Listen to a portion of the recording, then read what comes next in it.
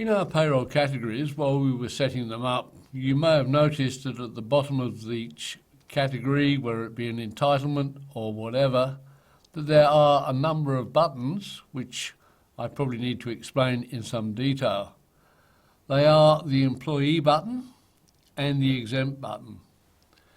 If I were to add a new category in any form, having set it up, I might like to find a list of my employees and just apply it to those then and there that require it.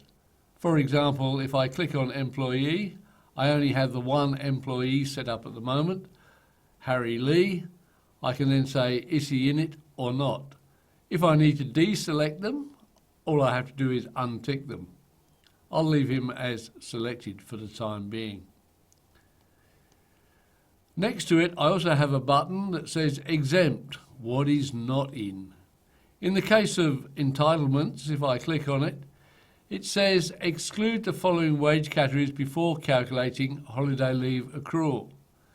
Holiday leave accrual is not applicable on holiday leave loading, on overtime, whether it's at time and a half, double time or quadruple time. But it is available on long service leave and sick pay. We wouldn't get it on travel allowance, for example, so we'd untick that.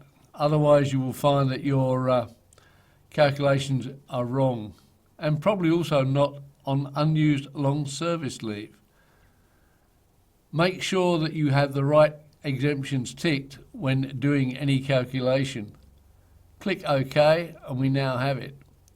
Having changed one, I probably need to go through and change the personal leave as well.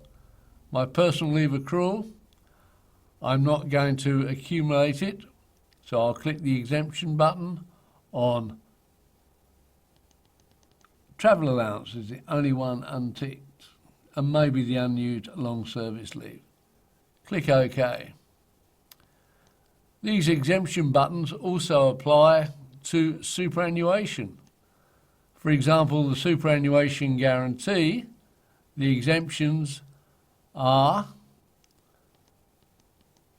the overtime is not subject to superannuation guarantee. Other income, I would suspect, is not subject to superannuation guarantee. Long service leave? I'm not sure. Is commission subject to superannuation guarantee? I'm not sure.